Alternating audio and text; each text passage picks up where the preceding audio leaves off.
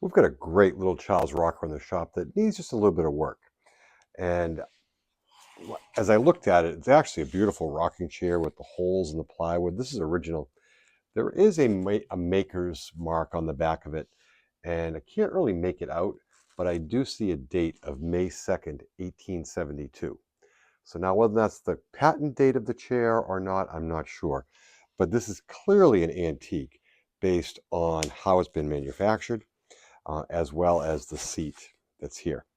What's broken on it is this rocker, and dowel pins went all the way through the bottom of the rocker through this, and we're going to drill those out and make that repair. And this one had broken at some point in the past, and someone made the repair, and they filled it with some wood putty so I could see that it was done. But I'm going to make the repair over here. We'll show you how we do that. And we're going to tighten up some of the arms as well. So this arm is a little bit loose, as is this back arm as well. So stick around. We'll show you how we repair this beautiful antique child's rocking chair. So the first thing we're going to look at is this loose arm. And there's a wood screw in here. It's a flathead wood screw. That, again, gives you an indication of age. And what we're going to do is try and tighten that up and see if that brings the arm back down tight. If it's still loose, what we can do is we can put little slivers of wood into the hole to tighten it up and then reinsert the screw. So let's see if we can tighten that up.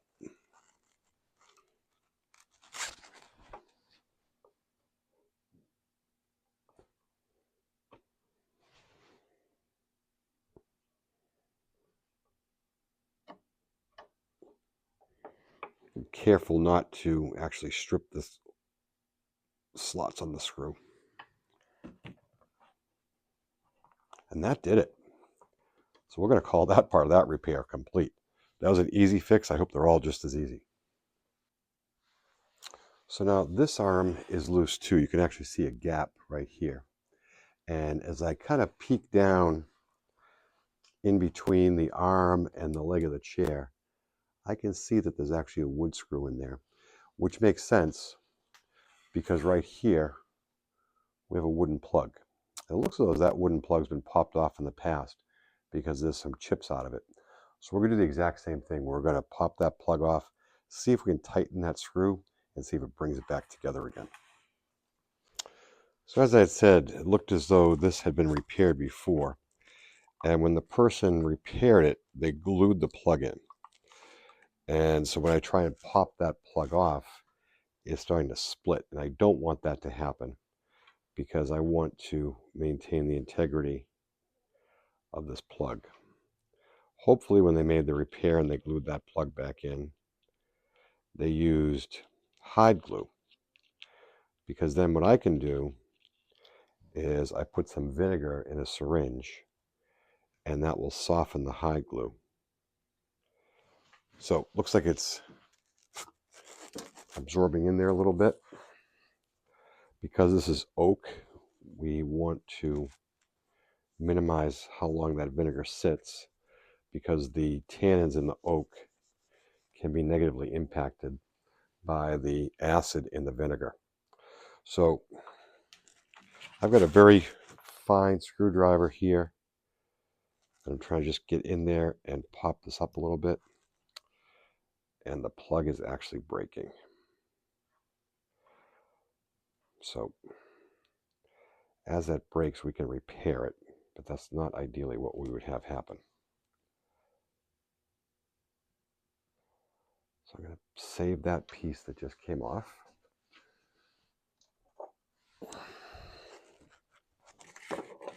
And that's starting to expose the screw a little bit. And I can get under there.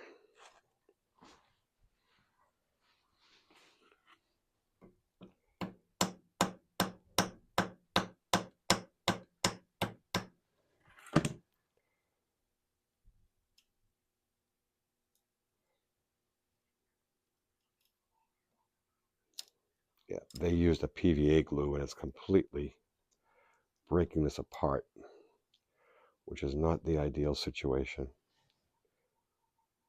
But if I save all these slivers, I can make that repair. Yeah, this whole thing is caked up with PVA glue. So we're going to tighten the screw But then what we're going to do is make the repair with hide glue. And then that way, if we had to be able to get to that screw again, somebody in the future, they'll be able to get to it. So this looks like it's going to work. So I'm just tightening up that screw. All right. And that's nice and tight now. So I saved all my pieces. So I'm just going to let that vinegar just dry just a little bit. And then normally I use Titebond 2 to glue repairs. But what I don't want to do is prevent somebody from being able to repair this in the future. And you can actually see how they used, it actually looks like an epoxy of some sort that they used on that because it actually glued to the screw itself. So I'm going to clean that up, get this back in where it belongs, make our patches, and like I said, I'm going to use hide glue to make that repair so that if it needs to be touched up again or repaired, tightened up in the future, we'll be able to do that. We're going to let that vinegar just dry a little bit, and we're going to put these pieces off to the side for safekeeping. So these dowels are 5/16 inch dowels, and I'm guessing they probably go down about an inch. So I'm going to use a 3/16 brad point bit, drill down through the center, and then come back with a small chisel and clean it out. But what I'm going to do right now is just give myself a starter hole so the drill bit doesn't wander. That's also why I'm using the brad point bit, because that allows me to get in the center.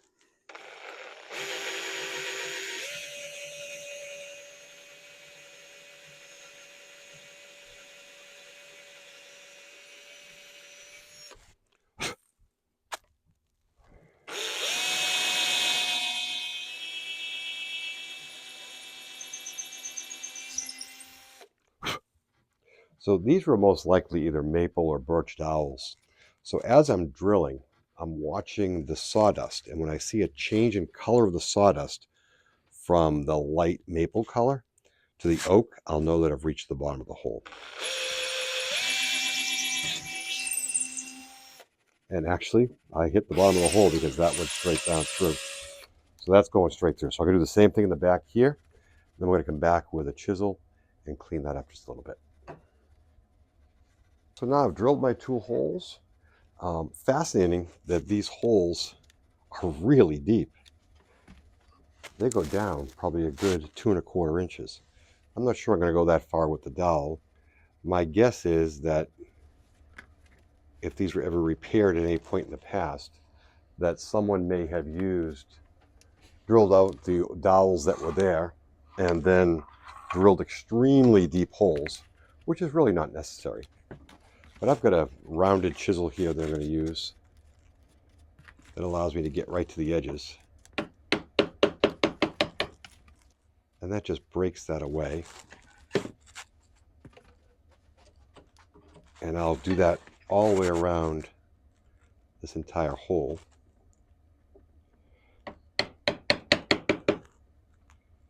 To prepare it for the new dowel.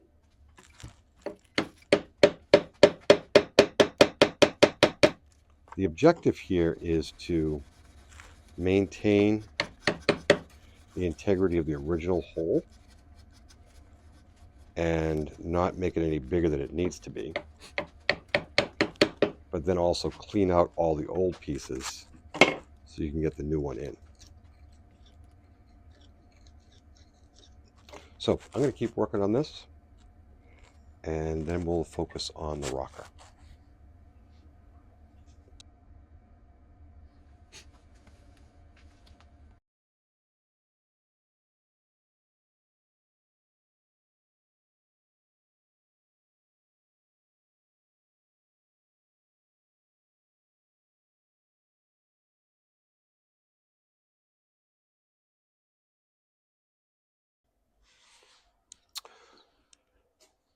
So we know that we're going to use a 5/16 inch dowel that we're going to insert through the rocker into the legs. Now, what I've noticed is that there's always some slight variations between the actual dimension of the dowel, 5/16 versus the drill that we use. And it fits, but it's kind of tight, but you don't want it too tight, but you also don't want it too loose. So what I've found, and glue, when you insert the glue, it helps with that. It slides in a little better. But I've got from my grandfather's and father's shop an old dowel plate. And what it allows you to do is find your size and just shave it down just ever so slightly so that you can get it tight into the hole, get into the hole so it's not too tight, but then also not too loose. It also adds some nice threads to the side of it, so there's a spot for the glue to escape. So I know that I'm going to be using a fair amount, so I'm using this dowel threader to just go through, thread this dowel, and then we will use it for the repair. So as soon as I pull this out, I'll show you the threads that is created in it for us. You can see those threads. It's exactly what you want. So it has a spot for the glue to escape when you insert it into the hole.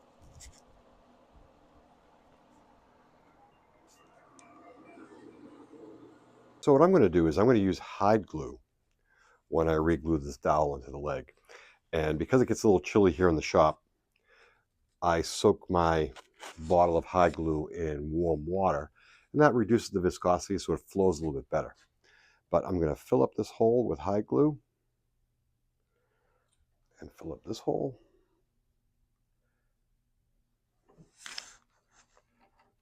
And use my glue brush to make sure I get it spread around that hole. The other thing I'm going to do is I'm going to put some glue into the dowel holes on the rocker.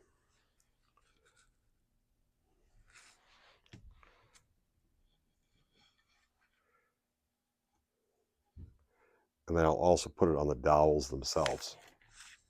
So my plan is I cut these dowels about 3 inches long, and the actual hole for into the leg of the rocker is about 1.5 inches, and then the width of the rocker is about 1.25 inches. So putting that all together, I get about 2 3/4. So I cut these just short of 3 inches, so they will protrude a little bit, which is okay, but that just allows me to get them to drive them all the way in, and then we'll come back and we'll flush cut them off. So with our glue in place, we're going to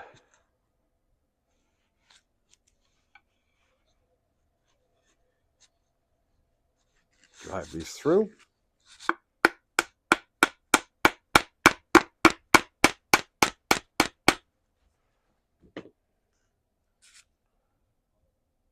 All right.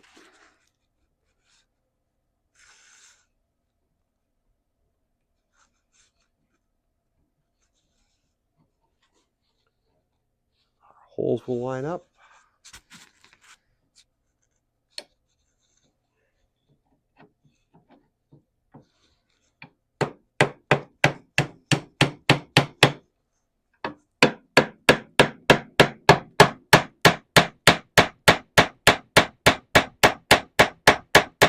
So again, I said I did these a little bit proud, so I know they're going to stick up about 1/4 inch, and that's okay. But we know we're getting them in there good and solid. All right. So now I just use some water, clean up any of the glue that may have squeezed out, and that's a nice tight fit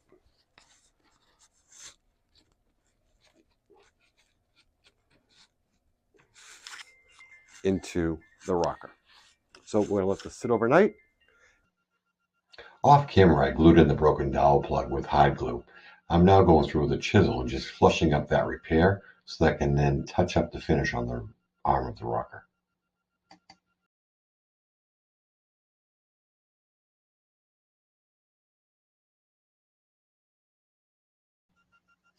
After removing the high spots with the chisel, I then went through with a series of grits of sandpaper and Scotch-Brite pads to level out the entire surface and get the patch completely smooth across.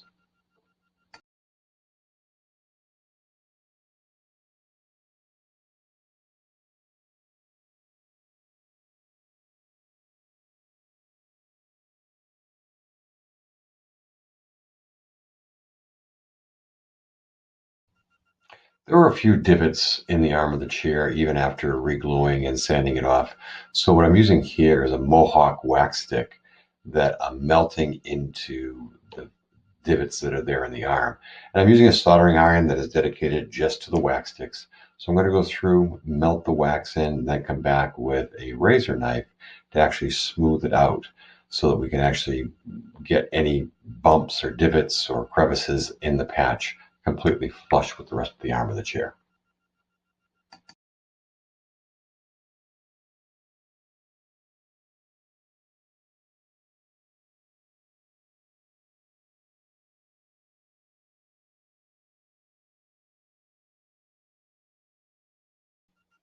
Just like the arm of the chair, I wanted to patch up any additional holes or dings that were in the bottom of the rocker where we inserted the new dowel.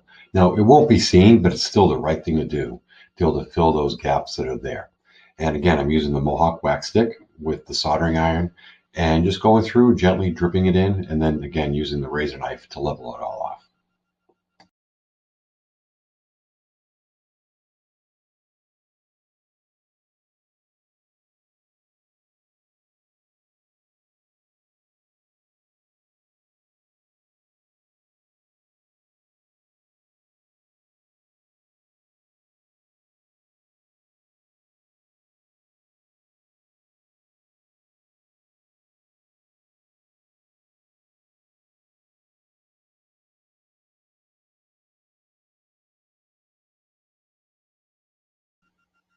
With the repairs now complete, it move on to the touch-up phase. And this is the most difficult part of any type of restoration, and that's matching the color. So I use a mixture of pigments and a 2-pound cut of shellac to get our color back into the chair. In this case, I used a 2-pound cut of shellac mixed with some raw umber, burnt umber, and a little bit of Van Dyke brown. And I'll apply that in multiple applications because what I'm going to do is I'm going to build that color. So my first application of the shellac, put it on, let it dry, and then I buff it with 220 grit sandpaper. I then apply another application of shellac, buff that with 320, and then my third application of shellac, if I have the color exactly where I want it, it's kind of blended in with the chair. I then use 4-aught steel wool to then buff down the sheen so it matches the rest of the sheen of the chair.